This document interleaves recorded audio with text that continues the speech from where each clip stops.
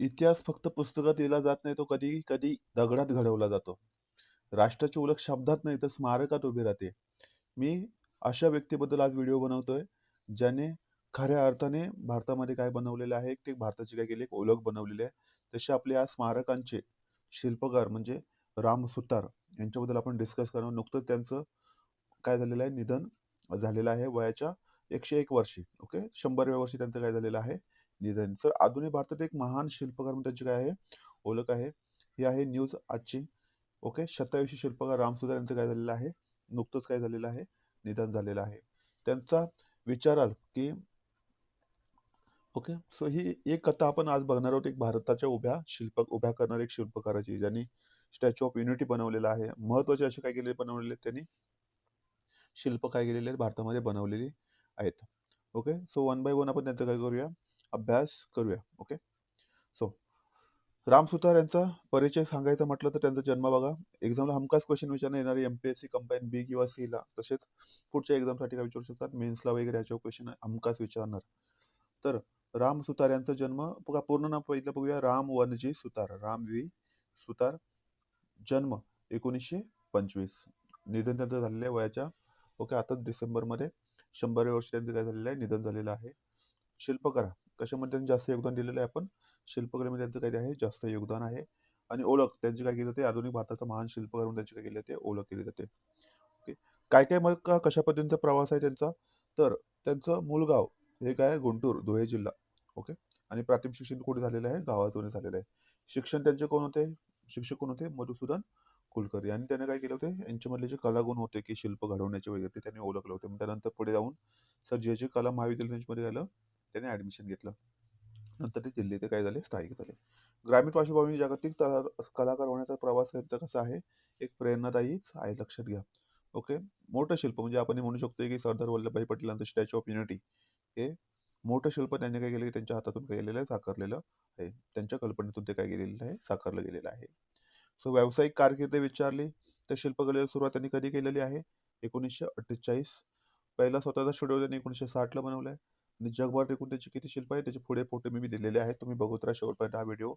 भारताबरोबर Japan, Tokyo इतर देशात त्यांची काय आहेत, शिल्प आहेत. जपान, टोकियोमध्ये त्यांचं काय आहे, महात्मा गांधीजीचं काय आहे, स्टॅच्यू आहे. म्हणजे याची पुतळे अशी असायची की असं उगाच काहीतरी आक्रमकता वगैरे दाखवलेली असं काही नाहीये त्यांच्या स्टॅच्यूमध्ये. एक सिंपल साधेपणा. ओके, पण असं डीप मिनिंग त्यांच्यातून काय पाहायला भेटतो आपल्याला. त्यांच्या म्हणजे रामसूत्र यांच्या शिल्पकलेत नाट्यमय भाव नाहीये, आक्रमकता नाहीये, पण प्रचंड काय आहे त्यांच्या इथे, त्यांच्या शिल्पकले काय सांगतं, स्थैर्य सांगतं बघा. म्हणून गांधीजींच्या बघा, तुम्ही गांधीजींचा पुढे जाऊन काय आहे, शिल्प एक आहे, हे गांधीजींचं काय आहे, शिल्प बघा. ह्या शिल्पामध्ये बघा कसं वाटतं त्यांचं, गांधीजी शांत वाटत, पटेल कसे वाटतात बघा इथे, मजबूत, म्हणजे त्याला आपण लोह पुरुष म्हणतो ना. पुढे बुद्धांचे वगैरे आहे, त्यांच्यात बुद्धांच्या ह्याच्यामध्ये त्यांना करुणा त्यांनी दाखवले. म्हणजे शिल्पामध्ये पण त्यांनी काय दाखवलंय, एक रिअल काय दाखवले, भाव दाखवण्याचा त्यांचा काय असतो, प्रयत्न होता. ओके, म्हणजे त्यांची कला काय सांगते, नेतृत्व म्हणजे आवाज नव्हे तर काय आहे, तर स्थैर्य आहे, काय आहे, प्रत्येकाने नेतृत्व केले. ओके, तर त्यांच्या त्यांच्या त्या शिल्पातून काय दिसते, एक स्थैर्य, एक स्टॅबिलिटी पाहायला भेटते.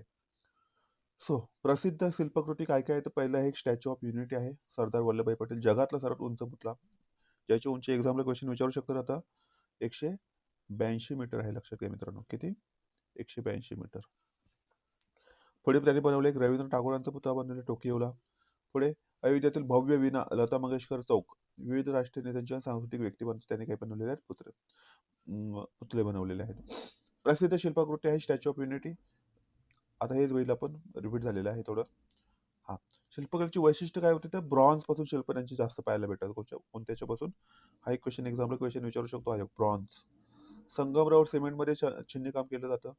वास्तववादी दिसतात, कसे दिसतात, म्हणजे त्यांच्या जो चित्रामध्ये आहे, शिल्पकलेमध्ये तुम्हाला स्टेबिलिटी पाहायला भेटेल बघा. हुबेहूब वाटतोय बघा, हा गांधीजींचा जो पुतळा आहे. ओके, तो हुबेहूब वाटतोय. चेहऱ्यावर हावभाव, हालचाल, ऊर्जा अचूक यांचं काय केलं जातं, सादरीकरण यांच्या शिल्पामध्ये पाहायला भेटत आहे. आधुनिक तंत्रज्ञानाचा त्यांनी वापर केला. नोएडा, गाझियाबाद इथे 2 स्टुडिओ आहेत त्यांचे. राम सुतार आर्ट क्रिएशन आणि राम सुतार फाईन आर्ट. कुठे आहेत विचारू शकतात क्वेश्चन, नोएडा आणि नोएडा, गाझियाबाद. कुका रोबोटसह व आधुनिक तंत्रसामुग्रीचा वापर केला त्यांनी. आणि पुतळ्यांचे अनिल सुतार यांचे सुद्धा याच्यामध्ये काय आहे, मोठे योगदान आहे. हा एक गांधीजींचा पुतळा लक्षात ठेवा, ब्रिस्बेनला आहे. हा एक आहे स्टॅच्यू ऑफ प्रॉस्पेरिटी, केम्पेगौडा, बेंगलोरमध्ये. पुरस्कार त्यांना कोणकोणते भेटलेले एक्झामला क्वेश्चन विचारतील. पद्मभूषण आणि आताच त्यांना काय भेटलेलं आहे, सध्या 2025 त्यांना काय भेटलेलं आहे, महाराष्ट्र भूषण भेटलेला आहे. भारतातील सर्वोच्च शिल्पकारांपैकी एक होते त्यांचं. निधन राष्ट्रपती, मुख्यमंत्री, उपमुख्यमंत्री, केंद्रीय गृहमंत्री यांनी काय वाटलेलं आहे, श्रद्धांजली दिली आहे. भारतीय कला क्षेत्रासाठी त्यांनी भरून न येणारे काय त्यांचं आहे नुकसान. आपण असं एक काय म्हणतो ना, शिल्पकार काय गमावलाय, तो भूतो भविष्य असं काही परत होणार नाही. ओके, झालं तर या तोडीचं असू शकत नाही. एवढे त्यांचं काय आहे, भारतामध्ये काय आहे, योगदान आहे. ओके, धन्यवाद मित्रांनो, व्हिडिओ शेवटपर्यंत पाहिल्याबद्दल. नक्कीच याच्यावर काय केलं जाऊ शकतं, क्वेश्चन विचारला जाऊ शकतो. तुम्ही याच्या काय बनवा, नोट्स बनवा. ओके, जन्म कुठे झाले त्यांचा, गुंटूर, धुळे जिल्ह्यामध्ये आहे. शिक्षण कुठे झाले तर जे कला महाविद्यालयामध्ये झालेलं आहे. त्यांचे शिक्षक कोण होते, मधुसूदन कुलकर्णी होते. ओके, पूर्ण नाम त्यांचं काय आहे, रामवनजी सुतार. ओके, अशा पद्धतीने लक्षात ठेवा. शतायुष्य होते. ओके, धन्यवाद मित्रांनो, शेवटपर्यंत व्हिडिओ पाहिल्याबद्दल. व्हिडिओला शेअर करा, लाईक करा आणि सबस्क्राईब करा. धन्यवाद, थँक्यू.